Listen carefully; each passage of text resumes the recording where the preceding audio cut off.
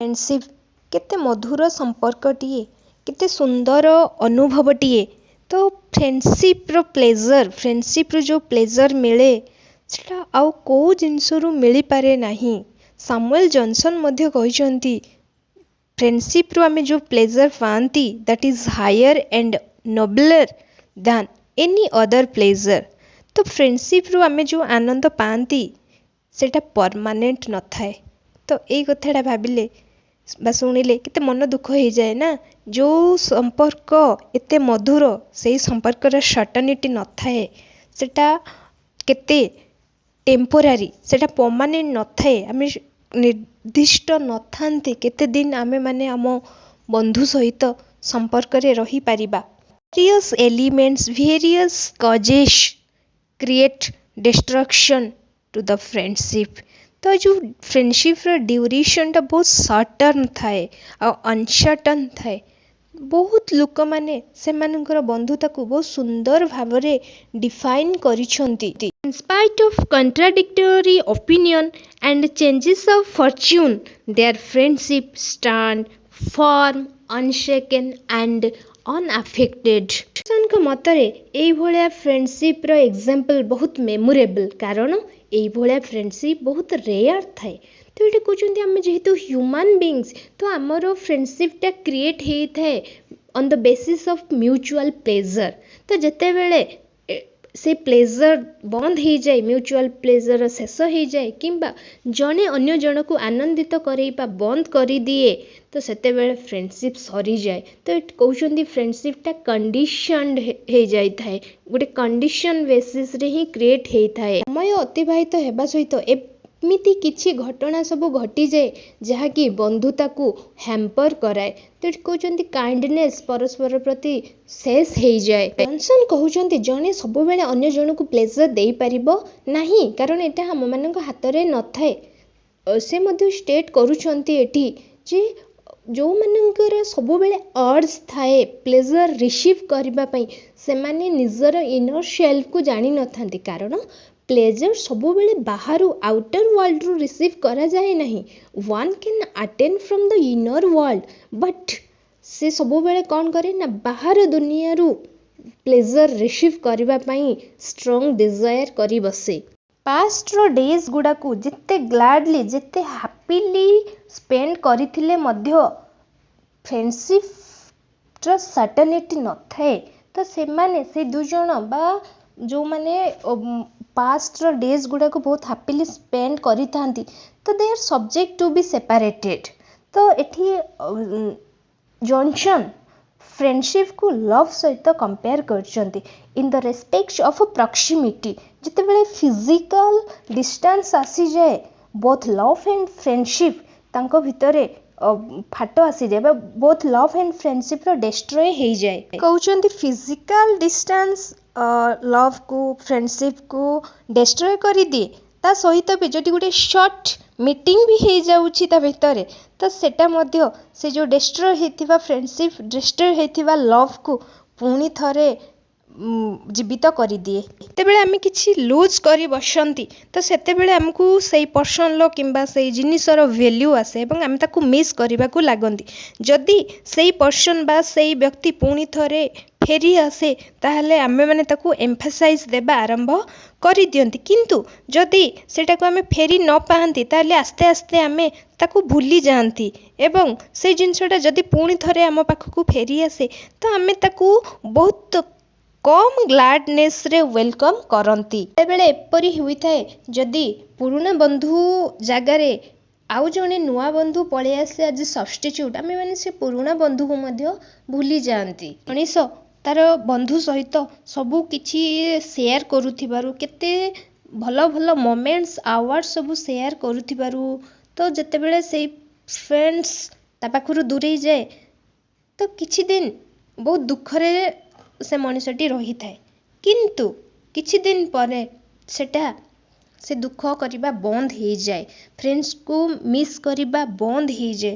कारण कौन कारण कौन सी दुखकर सिचुएशन आम मान को बेसी दिन होल्ड करके रखिपारे नहीं। आम मैंने सब बेले चाहती जे दुखर सिचुएशन रु बाहर की ଯିବା ପାଇଁ ତ ସେଥିପାଇଁ କିଛି ଆମେ ଆଟେମ୍ପ୍ଟ କରନ୍ତି। ଏଠି କହୁଛନ୍ତି ନେସେସିଟି ପ୍ରଡ୍ୟୁସେସ୍ ଏକ୍ସପେଡିଏନ୍ସ। ତ ଆମେମାନେ ଆଉ ଗୋଟେ ବ୍ୟକ୍ତି ବା ଆଉ ଗୋଟେ ବନ୍ଧୁକୁ ଯେଉଁଠି ଆମକୁ ଆନନ୍ଦ ମିଳିବ ତ ଆମେମାନେ ଏଇ ଚେଷ୍ଟାରେ ଲାଗି ପଡ଼ନ୍ତି ଗୋଟେ ପୁରୁଣା ବନ୍ଧୁ ସହିତ ବା ଆମର ଜଣଙ୍କ ସହିତ ଫ୍ରେଣ୍ଡସିପ୍ ଡେଷ୍ଟ୍ରୟ ହେଲା ପରେ। ଗୋଟେ ଓଲ୍ଡ ଫ୍ରେଣ୍ଡକୁ ବହୁତ ଦିନର ସେପାରେସନ୍ ପରେ ଆମେ ଯେତେବେଳେ ଭେଟନ୍ତି ତ ଆମ ମନ ଭିତରେ ବହୁତ ଏକ୍ସପେକ୍ଟେସନ୍ ଥାଏ ପୂର୍ବ ପରି ଆମେ ପରସ୍ପରକୁ ଭେଟିବା ପାଇଁ, ମାନେ ପୂର୍ବପରି ପରସ୍ପରକୁ ଏମ୍ବ୍ରେସ୍ କରିବା ପାଇଁ, କିନ୍ତୁ ସେଇଟା ଡିସଆପଏଣ୍ଟେଡ୍ ହେଇଯାଏ। କ'ଣ ପାଇଁ ଡିସଆପଏଣ୍ଟେଡ୍ ହେଇଯାଏ? ତ ସେଇ ଯେଉଁ ଲଙ୍ଗ ସେପାରେସନ୍ଟା ସେଇ ଯେଉଁ ବଣ୍ଡିଙ୍ଗଟାକୁ ସେମିତି ଷ୍ଟ୍ରଙ୍ଗ କରିକି ରଖିନଥାଏ, ବଣ୍ଡଟାକୁ ୱିକ୍ କରିଦେଇଥାଏ। ତ ସେଇ ଯେଉଁ ନିଜର ଭାବନାଟା କମି କମି ଯାଇଥାଏ, ତାଙ୍କ ଭିତରେ ପୂର୍ବ ପରି ଆଉ ସେଣ୍ଟିମେଣ୍ଟ ଦେଖିବାକୁ ମିଳେ ନାହିଁ। ଜନସନ୍ କହୁଛନ୍ତି ଫ୍ରେଣ୍ଡସିପ୍ ଅଧିକାଂଶ ସମୟରେ ଅପୋଜିସନ୍ ଅଫ୍ ଇଣ୍ଟରେଷ୍ଟ ପାଇଁ ମଧ୍ୟ ଡିକେ ହେଇଯାଏ, ଡେଷ୍ଟ୍ରୟ ହେଇଯାଏ। ଯେଉଁ ଇଣ୍ଟରେଷ୍ଟଟା ଭିଜିବୁଲ୍ ନଥାଏ, ଯେଉଁଟାକି ଆମେ ୱେଲ୍ଥ ଦ୍ୱାରା ତାକୁ ସାଟିସ୍ଫାଏ କରିପାରିବା, ବହୁତ ଥାଉଜେଣ୍ଡ ସିକ୍ରେଟ୍ ଇଣ୍ଟରେଷ୍ଟ ଥାଏ ଆମ ମନ ଭିତରେ, ଯେଉଁଟାକି କମ୍ପିଟିସନ୍ ହେଇପାରେ। ତ ଏଇଟା ସେଗୁଡ଼ା ସବୁବେଳେ ଆମ ମାଇଣ୍ଡ ଭିତରେ ଅପରେଟ୍ କରେ ଆଉ ଆମ ଫ୍ରେଣ୍ଡସିପ୍କୁ ହ୍ୟାମ୍ପର କରାଏ। ଦୁଇ ଜଣ ବନ୍ଧୁ ପରସ୍ପର ନିଜ ମନ ଭିତରେ ସିକ୍ରେଟଲି କିଛିଟା ଇଣ୍ଟରେଷ୍ଟ ତାଙ୍କର ବଢ଼ି ଚାଲିଥାଏ, ଯେଉଁଟାକି ସେମାନେ ସେୟାର କରନ୍ତି ନାହିଁ, ଯେଉଁଥିପାଇଁ ସେମାନଙ୍କ ଫ୍ରେଣ୍ଡସିପ୍ରେ ଗୋଟେ କ୍ରାକ୍ କ୍ରିଏଟ୍ ହେଇଯାଏ। ସେମାନେ ସେଇଟାକୁ ନିଜ ଭିତରେ ରିପ୍ରେସ୍ କରିକି ରଖିଥାନ୍ତି, ବଟ୍ ଯେଉଁଟା ସେମାନଙ୍କ ଫ୍ରେଣ୍ଡସିପ୍କୁ ଡିକେ ପହଞ୍ଚାଇଥାଏ, କିନ୍ତୁ ସେମାନେ ସେଟାକୁ ସର୍ଟ ଆଉଟ୍ କରିବାକୁ ଚାହାନ୍ତି ନାହିଁ। ଯେଉଁ ଘଟଣାକୁ ଯେଉଁ କଥାକୁ ସେମାନେ ଛୋଟ କଥା ଭାବିକି କେୟାରଲେସଲି ଛାଡ଼ି ଦେଉଥିଲେ, ସେ ଛୋଟ ଛୋଟ କଥାକୁ ସେମାନେ ଗଣ୍ଠି ପକାଇବାକୁ ଲାଗିବେ। ଦ୍ୟାଟ୍ ମିନ୍ସ ସେଇ ଛୋଟ ଛୋଟ କଥା ଦ୍ୱାରା ସେମାନଙ୍କ ଭିତରେ କନଫ୍ଲିକ୍ଟ କ୍ରିଏଟ୍ ହେବ, ଝଗଡ଼ା ଉପୁଜିବ। ପାଷ୍ଟରେ ସେମାନଙ୍କ ଭିତରେ ଟିକେ କିଛି ମନମାଳିନ୍ୟ ହେଲେ ସେମାନେ ବହୁତ କମ୍ ସମୟ ଭିତରେ ପରସ୍ପର ରିୟୁନିୟନ୍ ହେଇଯାଉଥିଲେ, କିନ୍ତୁ ସେଇ ଯେଉଁ ରିୟୁନିୟନ୍ ହେବାଟା ବନ୍ଦ ହେଇଯିବ।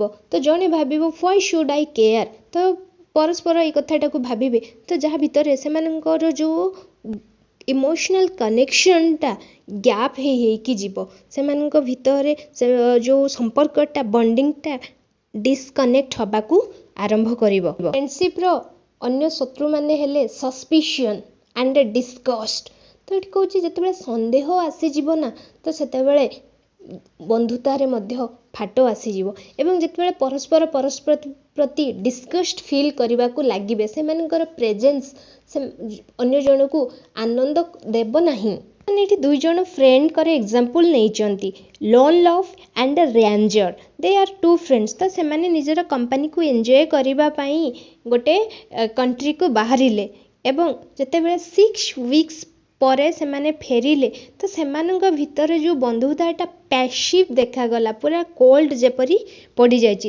ରେଞ୍ଜର୍ସର ପ୍ଲେଜର ଥିଲା ଯିଏ ଫିଲ୍ଡ ମାନଙ୍କରେ ୱାକ୍ କରିବାରେ, ଲୋନ୍ ଲଭ୍ର ପ୍ଲେଜର ଥିଲା ଗୋଟିଏ ଜାଗାରେ ବସିବାରେ। ତ ଏଇଟା ପରସ୍ପରର କଣ୍ଟ୍ରାଡିକ୍ଟୋରୀ ଇଣ୍ଟରେଷ୍ଟ ହେଇଗଲା, ଜଣକୁ ବାହାରେ ବୁଲିବାକୁ ଭଲ ଲାଗେ, ଜଣକୁ କେବଳ ବସି ରହିବାରେ ଆନନ୍ଦ ଲାଗେ। ରେଞ୍ଜର ଚାହୁଁଥିଲା ଲୋନ୍ ଲଭ୍ ତା ସହିତ ଫିଲ୍ଡରେ ବୁଲିବ ଏବଂ ଲୋନ୍ ଲଭ୍ ଚାହୁଁଥିଲା ରେଞ୍ଜର ତା ସହିତ ଗୋଟେ ଜାଗାରେ ବସିବ। ଯେତେବେଳେ ପରସ୍ପରର ଇଚ୍ଛା ବିରୁଦ୍ଧରେ କାମ ହେଲା, ତ ସେମାନଙ୍କ ଭିତରେ କଣ୍ଟ୍ରାଡିକ୍ଟୋରୀ ଆଇଡିଆଜ ଆସିଲା, ଜଣକର ଅନ୍ୟ ଜଣକ ପ୍ରତି ନିଜ ମନରେ ଗ୍ରଜେସ୍ କ୍ରିଏଟ୍ ହେଲା। ବନ୍ଧୁତାରେ ସବୁଠୁ ବଡ଼ କ୍ଷତିକାରକ ରୋଗ ହେଉଛି ଇଟ୍ସ ଗ୍ରାଜୁଆଲ ଡିକେ। ତାର ଡିକେ ଆରମ୍ଭ ହୁଏ କ'ଣ ପାଇଁ? ଏମିତି କିଛି ରିଜନ୍ ଥାଏ, କଜେସ୍ ଥାଏ, ଯେଉଁଟାକି ବହୁତ ୱର୍ଥଲେସ୍, ବହୁତ ଚିପ୍। ଜଣେ ସେଇଟାକୁ ଇଭିନ୍ ଡେସ୍କ୍ରାଇବ୍ କରେ ନାହିଁ ଯେ ଏଇ ରିଜନ୍ ପାଇଁ ଆମ ଫ୍ରେଣ୍ଡସିପ୍ ଡିକେ ହେଇଛି। ଆଟ୍ ଦ ସେମ୍ ଟାଇମ୍ ସେଇ ରିଜନ୍ ଗୁଡ଼ାକୁ ମଧ୍ୟ, ସେଇ ଚିପ୍ ୱର୍ଥଲେସ୍ ରିଜନ୍କୁ ମଧ୍ୟ ମୁଣ୍ଡରୁ ବାହାର କରିପାରେ ନାହିଁ। ସେଇ ୱର୍ଥଲେସ୍ ରିଜନ୍ ଗୁଡ଼ିକ ମଧ୍ୟ ଅବଷ୍ଟାକଲ୍ ହେଇକି ଠିଆ ହୁଏ, ଅବଷ୍ଟାକଲ୍ ହେଇକି ଫ୍ରେଣ୍ଡସିପ୍କୁ ଭାଙ୍ଗି ଦିଏ। ତ ଏଠି ବହୁତ ବଢ଼ିଆ ଭାବରେ କହିଲେ, the most fatal disease of friendship is gradual decay or dislike hourly increased by causes too slender for complaint and too numerous for removal. ତ ଏଟାକୁ କେବେ ମାଇଣ୍ଡରୁ ରିମୁଭ୍ କରି ହୁଏନି ସେଇ ରିଜନ୍ ଗୁଡ଼ା, ଯେଉଁଥିପାଇଁ ଫ୍ରେଣ୍ଡସିପ୍ର ଡିକେ ହେଇଯାଏ। ଯେଉଁମାନେ ରାଗିଥାନ୍ତି ତ ସେମାନଙ୍କ କ୍ରୋଧ ବା ରାଗଟା କମି ଯାଇପାରେ। ଯେଉଁମାନେ କ୍ଷତ ବିକ୍ଷତ ହେଇଥାନ୍ତି ମେ ବି ସେଇ କ୍ଷତ ଦିନେ ଶୁଖି ଯାଇପାରେ। କିନ୍ତୁ ଫ୍ରେଣ୍ଡସିପ୍ରେ କ'ଣ ହୁଏ ନା ପରସ୍ପରକୁ ଆନନ୍ଦ କରିବା, ପରସ୍ପରକୁ ଏକ୍ସପ୍ଲେନ୍ କରିବା ବା ସମ୍ପର୍କ ଆଗକୁ ବଢ଼େଇବାର ଯେଉଁ ଇଫର୍ଟ ବନ୍ଦ ହେଇଯାଏ, ଇଣ୍ଟରେଷ୍ଟ ନଥାଏ, ତ ସେଇଟା ସାଇଲେଣ୍ଟଲି ଡିମିନିସ୍ ହେଇ ହେଇ ପଳେଇଯାଏ। ସେଇ ଡିମିନିସ୍ ହେଇଯାଇଥିବା ଫ୍ରେଣ୍ଡସିପ୍କୁ ରେନୋଭେଟ୍ କରିବା ବହୁତ କଷ୍ଟକର ହେଇଯାଏ। ସେଠି ଆଉ ହୋପ୍ ନଥାଏ। ସବୁଠୁ ପାୱାରଫୁଲ୍ ପର୍ସନଟା ଯେତେବେଳେ ଲେଥାର୍ଜିକ୍ ଅଳସୁଆ ହେଇଯାଏ ନା, ସେତେବେଳେ କେଉଁ ଡକ୍ଟର ତାକୁ ରିକଭର୍ କରିପାରେନି ବା ତାକୁ ଡକ୍ଟର ଫିଜିସିଆନ୍ ତାକୁ ପୁଣି ଥରେ ଆକ୍ଟିଭ୍ କରେଇ ପାରନ୍ତି ନାହିଁ। ଠିକ୍ ସେଇଭଳି ଥରେ ବନ୍ଧୁତା କଟିଗଲେ, ଥରେ ବନ୍ଧୁତା ଡିକେ ହେଇଗଲେ ସେଟା କେବେ ପୁଣି ଥରେ ରିଭାଇଭ୍ ହେଇପାରେ ନାହିଁ।